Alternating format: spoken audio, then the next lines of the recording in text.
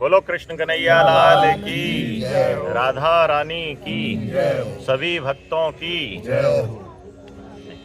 किशोर जी, आज मेरा एक प्रश्न है आपसे। जी। जय विजय जी भगवान के पार्षद थे, तो उन्हें धरती पर राक्षस बन के जन्म क्यों लेना पड़ा? ये बहुत महत्वपूर्ण प्रश्न है कि भगवान के यहाँ पर भगवान ने गीता में कहा है कि जो एक बार मेरे धाम में चला गया उसको कभी वापस नहीं आना पड़ता। धरती पर या किसी भी लोक में जन्म लेकर वापस नहीं आना पड़ता। फिर कैसे आ गए? तो कहीं पर भी हो, इसके अलावा भगवान ने जो कहा है, इसके अलावा एक, जिसे हम कहें, एक कंडीशन और है। अगर साधु का अपराध हो जाएगा, संत का अपराध हो जाएगा, तो भगवान के नियम वहां लागू नहीं होते। ठीक है। तो ब्रह्मा जी के 4 मानस पुत्र हैं, सनक, सनातन, सनंदन और सनत कुमार, जिनको सनकादि ऋषि बोलते हैं। तो उनकी एक बार इच्छा हुई, वो भगवान का स्मरण कर रहे थे अनेक वर्षों से। उनकी इच्छा हुई कि बैकुंठ में जाकर भगवान के दर्शन करें। और जब इच्छा हुई तो वो गए, चारों भाई। अच्छा, दोनों चारों का स्वरूप जो है वो कैसा है? चारों का स्वरूप है, वो 5 वर्ष की आयु से आगे बढ़ते नहीं हैं, 6 वर्ष के भी नहीं होते, और हजारों वर्षों से वो विराजमान हैं। क्यों? क्योंकि वो इस सांसारिक मोह माया से बहुत दूर केवल भगवान के ध्यान में निमग्न रहते हैं हर समय। इसलिए उनकी आयु 5 वर्ष से अधिक बढ़ती नहीं है। चारों की इच्छा हुई कि भगवान के दर्शन करके आए। वैकुंठ पहुंचे। वैकुंठ में 7 द्वार हैं, तो 6 द्वारों पर तो उन्हें किसी ने रोका नहीं। लेकिन भगवान जहां पर शयन करते हैं, जहां आराम करते हैं, उस द्वार पर जय और विजय नाम के 2 द्वारपाल खड़े रहते हैं। भगवान के पार्षद हैं, भगवान के बड़े अनन्य भक्त हैं।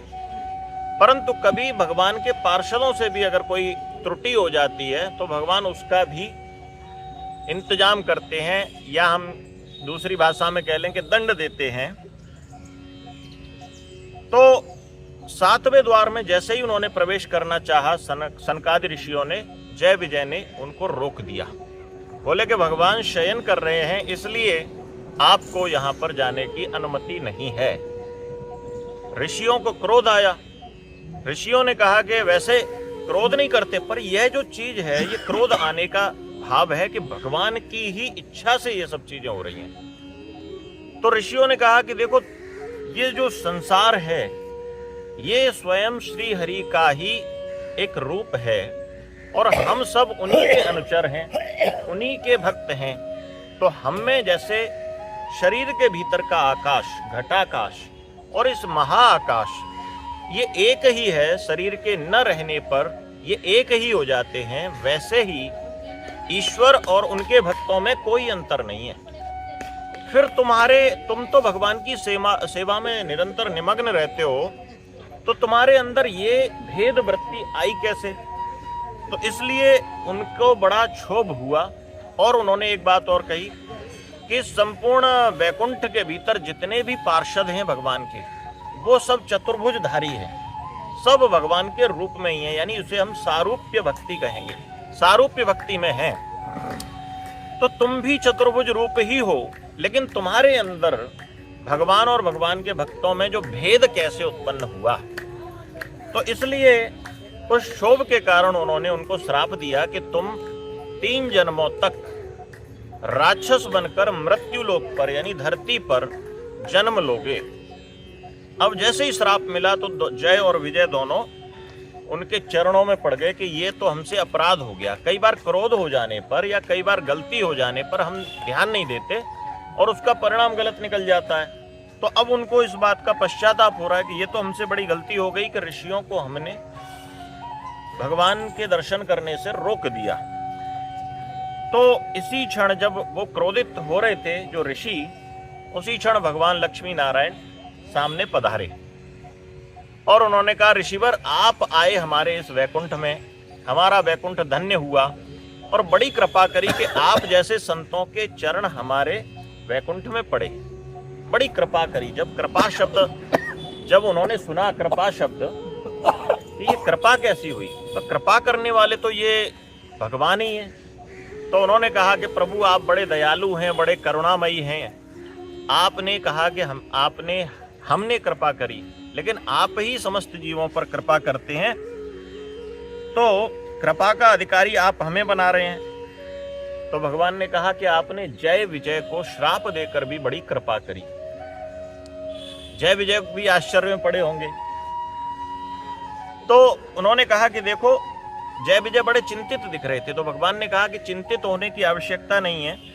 भगवान जय विजय को आश्वस्त करते हैं कि तुम्हारे उद्धार के लिए मैं स्वयं अवतार लूंगा। यानी तुमने अगर 3 जन्म का धरती पर जन्म लेने का तुम्हें श्राप मिला है, तो मैं स्वयं भी, जब भक्तों पर कष्ट आता है तो मैं स्वयं भी उतरता हूं, तो और तुम्हें उद्धार करके मैं पुनः अपने ही लोक में, इस वैकुंठ लोक में लेकर आऊंगा। और तुम्हें जो भी अवतार या फिर जो भी जन्म मिलेंगे, भगवान कहते हैं जय विजय से कि तुम्हें जो भी जन्म मिलेंगे वो तुम्हें आवेश के रूप में यानी क्रोध के रूप में मिलेंगे, और वो क्रोध मेरे प्रति वैर भाव से तुम भक्ति करोगे। क्योंकि जो राक्षस योनि में अगर जन्म होता है तो राक्षस भक्ति, क्योंकि तामसी देह है, तो भक्ति उतना नहीं कर सकते।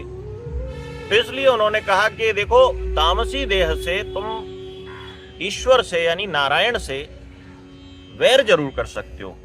तो वैर भाव से किया गया तुम्हारा जो निरंतर मेरा स्मरण होगा वो मुझे खींच लाएगा तुम्हारी ओर किसी न किसी रूप में, तब मैं तुम्हारा वहां पर कल्याण करूंगा। और तुम दोनों मेरे द्वारा ही मारे जाने के कारण, मेरे द्वारा मारे जाने के, जो भी भगवान के द्वारा मारा जाता है वो भी मुक्ति पाता है। वैर भाव से भगवान को भजेगा तो वो मारा जाएगा, तो भगवान की वो मुक्ति पाएगा। तो इस प्रकार से भगवान ने उनको आश्वस्त किया कि तुम निश्चिंत रहो और तुम्हें दोबारा इसी वैकुंठ में आना है। तो अब ये जो जय और विजय के 3 जन्म होते हैं, तो पहला जो वो जन्म लेते हैं हिरण्याक्ष और हिरण्यकश्यपु के रूप में।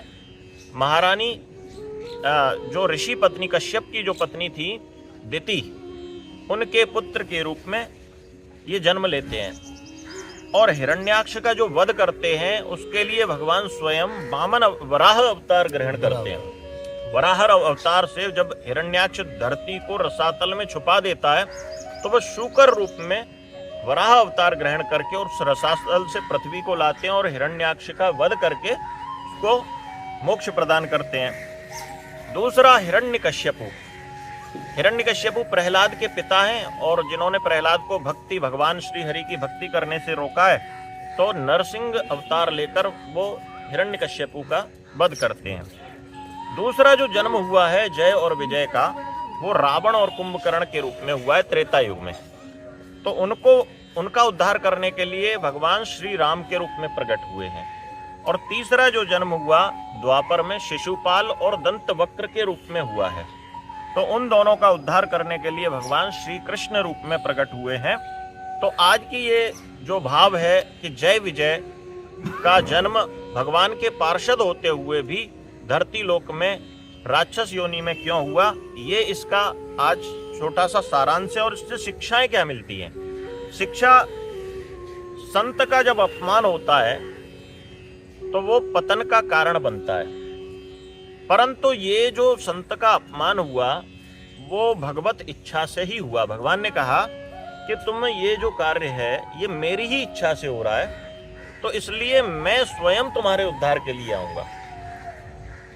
अच्छा, भक्त के जो उद्धार के लिए स्वयं भगवान आते हैं। दूसरी शिक्षा ये होती है कि अगर भक्त है तो थोड़ा सा भी अगर वो अपने मार्ग से भटक जाए तो भगवान उसको सही मार्ग पर लाने के लिए, उसका उद्धार करने के लिए आते ही आते हैं। और तीसरा, कभी कभी संतों का श्राप बड़ा कल्याणकारी हो जाता है, और इसी कारण से उन्हें केवल राक्षस योनियों में जन्म नहीं लेना पड़ा, उसके लिए स्वयं भगवान को भी आना पड़ा। ये कल्याण था।